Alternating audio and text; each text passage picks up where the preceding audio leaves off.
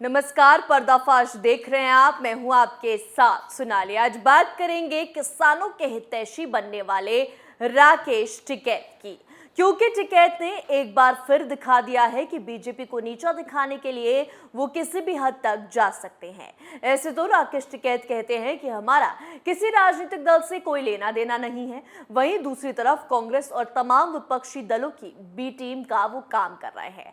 जी हाँ, सही सुना आपने। कहते हैं ना, दुश्मन का दुश्मन अपना दोस्त होता है। ऐसे ही कहावत पर चल रहे हैं राकेश टिकैत, और अब बीजेपी को घेरने के लिए टिकैत ने सारी हदें पार कर दी हैं, क्योंकि एक तरफ तो राहुल गांधी के सपोर्ट में वो उतरे हैं, वहीं दूसरी ओर अब अतीक अहमद, जिसने पूरे यूपी में माहौल खराब करने की कोशिश की, कितनों की जान ली, उसको टिकैत मामूली अपराधी बता रहे हैं और उल्टा योगी सरकार पर आरोप लगा रहे हैं। जी हाँ, तो आज पर्दा उठाएंगे राकेश टिकैत के दोहरे चरित्र से, क्योंकि इनकी कथनी और करनी में काफी अंतर है। किसान नेता राकेश टिकैत ने मोदी सरकार पर फिर से निशाना साधा। टिकैत ने कहा कि देश में लोकतंत्र खतरे में है, सभी पार्टियों को संयुक्त किसान मोर्चे की तरह संयुक्त राजनीतिक मोर्चा बनाना चाहिए। ये बातें उन्होंने तब कही जब राहुल गांधी की लोकसभा सदस्यता रद्द करने वाला सवाल किया गया। राकेश टिकैत ने कहा कि धीरे धीरे सभी पार्टियों को खत्म कर दिया जाएगा, हम राहुल गांधी के साथ हैं। राहुल गांधी मामले पर अप्रत्यक्ष रूप से उन्होंने ये भी इशारा किया कि जिसके साथ देश में गलत होगा, हम उसके साथ हैं। यूपी के गैंगस्टर अतीक अहमद पर बोलते हुए उन्होंने कहा कि वो एक मामूली हत्या का अपराधी है, लेकिन उसका काफिला प्रधानमंत्री के काफिले की तरह दिखाया गया। हिंदू सिखों पर बोलते हुए राकेश टिकैत ने कहा कि आने वाले समय में सरकार हिंदू और सिखों में दंगे करा सकती है। खराब हुई फसलों के बारे में किसान नेता राकेश टिकैत ने कहा कि हम किसानों के पास जाएंगे ताकि किसानों की बात प्रेस में जाए और प्रेस के माध्यम से बात सरकार तक पहुंचे और किसानों को फसलों का मुआवजा मिले। टिकैत ने कहा कि फसल बीमा योजना के नाम पर किसानों से खिलवाड़ किया जा रहा है। पैसे न देने पड़े, इसके लिए कोई ना कोई बहाना सरकार के नुमाइंदे बनाते हैं, और यही काम फसल बीमा योजना के नाम पर हो रहा है। बरसात के कारण खराब हुई फसलों के नुकसान का जायजा लेने पहुंचे टिकैत ने पीड़ित किसानों से मुलाकात की और खेतों में जाकर खराब हुई फसलों का जायजा लिया। राकेश टिकैत ने किसानों से बातचीत की और कहा कि जिन किसानों ने अपनी जमीन ठेके पर दी है, उस फसल के नुकसान का मुआवजा फसल के मालिक को मिले। एक तरफ तो राकेश टिकैत कहते हैं कि हम राजनीति से कोसों दूर हैं, लेकिन असल एजेंडा तो राकेश टिकैत का बीजेपी को बदनाम करने का है। जी हाँ, सही सुना आपने। नहीं तो किसी किसान नेता का राजनीति पर बार बार बोलने का क्या मतलब है। असल में राकेश टिकैत की असलियत तो किसान आंदोलन में ही सामने आ गई थी। सामने आ गया था कि राकेश टिकैत आंदोलन के बहाने सिर्फ मोदी को बदनाम कर रहे हैं, उनका असली मकसद ही बीजेपी को गिराना है। तभी तो बार बार कांग्रेस के साथ उनका तालमेल रहता है। आपको किसान आंदोलन का ही एग्जाम्पल देते हैं, जिससे आपको समझ आ जाएगा कि न तो किसान आंदोलन सच था, न ही सच्चे हैं राकेश टिकैत। गैर राजनीतिक होने का दावा भी एक तरीके की राजनीति ही होती है। कुछ वाक्यों को छोड़ दे तो किसान आंदोलन भी कभी ऐसा नहीं लगा। किसान नेताओं में मतभेद की वजह भी राजनीति ही रही, और एक बार फिर से बिल्कुल ऐसा ही लगता है। भारतीय किसान यूनियन के प्रवक्ता राकेश टिकैत शुरू से ही कई किसान नेताओं के निशाने पर रहे। किसान आंदोलन के स्थगित होने के बाद भी वही सब देखने सुनने को मिल रहा है जो किसान आंदोलन के विभिन्न पड़ावों पर हर किसी ने महसूस किया।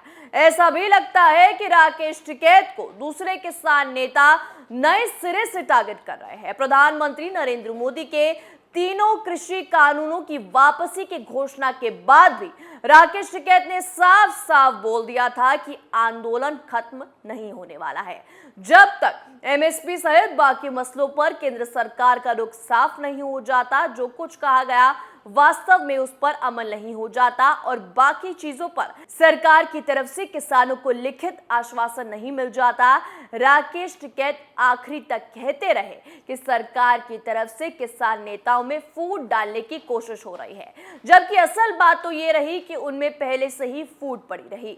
पंजाब से आने वाले किसान नेताओं का दावा रहा कि आंदोलन उनका शुरू किया हुआ है, लेकिन एक ऐसा वक्त आया था जब आंखों से आंसू निकल आने के बाद राकेश टिकैत साथियों में बड़े नेता के तौर पर उभर आए।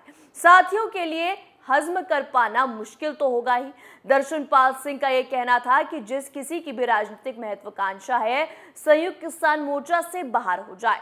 सच तो यह है कि अगर वास्तव में ऐसा होने लगे तो किसान आंदोलन से उभर कर सामने आया एक भी चेहरा नहीं बचेगा। पश्चिम यूपी से आने वाले राकेश टिकैत की ही तरह पंजाब में किसान नेता दर्शनपाल सिंह, बलवीर राजेवाल और जोगेंद्र सिंह उगराहा मुख्य चेहरा रहे हैं और कृषि कानूनों की वापसी के बाद से ही किसान नेताओं के संभावित राजनीतिक कनेक्शन की झलक मिलने लगी थी। जो किसान नेता खुलकर आंदोलन जारी रखने की जिद पर अड़े रहे वो भी, और जो बैकडोर से सरकार के प्रतिनिधियों से बातचीत करने लगे थे वो भी, तो अपने को भविष्य के लिए राजनीतिक तौर पर तैयारी ही कर रहे थे। बस इतनी सी बात किसान नेताओं की राजनीतिक मंशा को साफ कर देती है। कांग्रेस ने तो शुरू से ही किसान आंदोलन का सपोर्ट किया। क्यों? किसानों के लिए नहीं बल्कि केंद्र सरकार को नीचा दिखाने के लिए। जी हां, तभी तो आज तक राहुल गांधी के सपोर्ट में बोलते हैं राकेश टिकैत। सदस्यता खत्म होने का दुख राकेश टिकैत को सता रहा है। आपको याद दिला दे, 26 नवंबर से पहले ही किसान आंदोलन पंजाब में शुरू हो चुका था और देखा गया कि कैसे तत्कालीन मुख्यमंत्री कैप्टन अमरिंदर सिंह का सपोर्ट हासिल था। मुख्यमंत्री रहते ही कैप्टन ने किसानों से शांतिपूर्ण आंदोलन की अपील की थी और ये भी कहा था कि उनके खिलाफ केस दर्ज नहीं किया जाएगा। हालांकि लंबे समय तक ये सब संभव नहीं था, लिहाजा कैप्टन ने किसानों को पंजाब की धरती से दिल्ली की सीमा पर पहुंचा देने का फैसला किया और उनकी एक कोशिश सफल रही। दिल्ली में राहुल गांधी ने कांग्रेस दफ्तर से राष्ट्रपति भवन तक मार्च का ऐलान किया था, लेकिन जब परमिशन नहीं मिली तो प्रियंका गांधी ने गिरफ्तारी दी और राहुल गांधी विपक्षी नेताओं के साथ राष्ट्रपति रामनाथ कोविंद को ज्ञापन सौंपने आए थे। किसान आंदोलन के सपोर्ट में कांग्रेस के कुछ सांसदों ने काफी दिनों तक जंतर मंतर पर धरना भी दिया था। बार बार किसानों की बात करते हैं टिकैत और कांग्रेस के सपोर्ट में रहते हैं। अंदर खाने कांग्रेस के ही भक्त हैं। कांग्रेस पैसा देती रही और टिकैत मोदी के खिलाफ बोलते रहे। राकेश टिकैत का ट्रैक रिकॉर्ड ही देख लीजिए। राकेश टिकैत 2007 में कांग्रेस के समर्थन से खतौली विधानसभा क्षेत्र से चुनाव लड़ चुके हैं, लेकिन छठे स्थान पर रहे।